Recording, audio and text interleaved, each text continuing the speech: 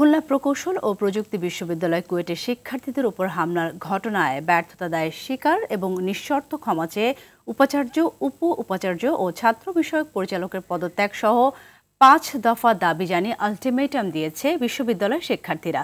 মঙ্গলবার রাতে সংবাদ সম্মেলন করে এসব দাবি তোলা হয়। এই ঘটনায় ধারালো অস্ত্র হাতে অবস্থান নেওয়া যুবদল নেতা মাহবুবুর রহমানকে বহিষ্কার করা হয়েছে।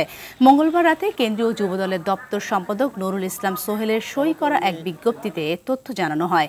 এদিকে জুলাই অভ্যুত্থানের স্মৃতিকে তাজা রাখতে আজ সারা দেশে ভিডিও চিত্র প্রদর্শন করবে বৈষম্য বিরোধী ছাত্র আন্দোলন। একই সঙ্গে খুলনা প্রকৌশল ও প্রযুক্তি বিশ্ববিদ্যালয়ে শিক্ষার্থীদের উপর হামলার ভিডিও চিত্র প্রদর্শনী করা হবে।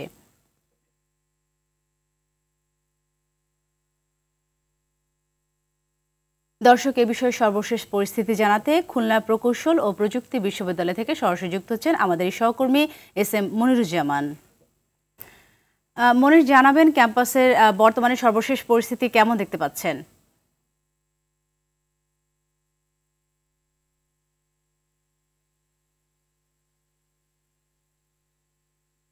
আমার পিছনে রয়েছে যে মেডিকেল সেন্টার, সেখানে অবস্থান করছেন সাধারণ শিক্ষার্থীরা। তারা কিন্তু একটা পর্যন্ত সময় বেঁধে দিয়েছেন। তাদের যে ৫ দফা দাবি ছিল, তার পরবর্তীতে আরো ১ দফা দাবি, মোট ৬ দফা দাবি বাস্তবায়ন না হলে একটার পর থেকে কিন্তু তারা শিক্ষা পরীক্ষা সহ সকল কার্যক্রম স্থগিত করে দেবেন, এমনটাই ঘোষণা করেছেন। আপনারা দেখতে পাচ্ছেন যে আমার সামনে শিক্ষার্থীরা রয়েছেন এবং শিক্ষার্থীদের সঙ্গে এই মুহূর্তে আলোচনা করছেন শিক্ষক সমিতির সভাপতি সাধারণ সম্পাদক।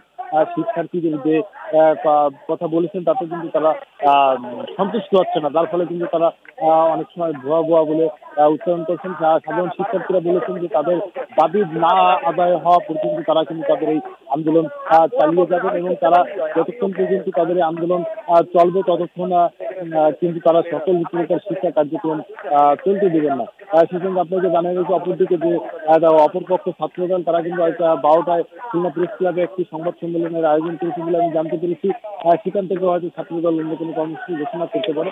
তবে পিছনে শুনতে পাচ্ছেন যে ভুয়া ভুয়া স্লোগানে কম্পিত হচ্ছে খুলনা কুয়েট ক্যাম্পাস এবং শিক্ষকরা যে তাদেরকে যে প্রতিশ্রুতি দিচ্ছেন সেই প্রতিশ্রুতিকে তারা বিশ্বাস করতে পারছেন না, তারা আশ্বস্ত হচ্ছেন না। যার ফলে কিন্তু একটা পর্যন্ত তারা সময় বেরিয়ে দিয়ে একটার মধ্যে ডিসি সহ কর্মীদের না করলে তারা তাদের কার্যক্রম চালিয়ে যাবেন এবং তারা আগামীতে আরো কঠোর কর্মসূচি ঘোষণা করবেন, এমন কিছুক্ষণ আগে একজন শিক্ষার্থী আমাকে জানিয়েছেন। সাথে এই ছিল খুলনা বিশ্ববিদ্যালয় থেকে। ধন্যবাদ মনির।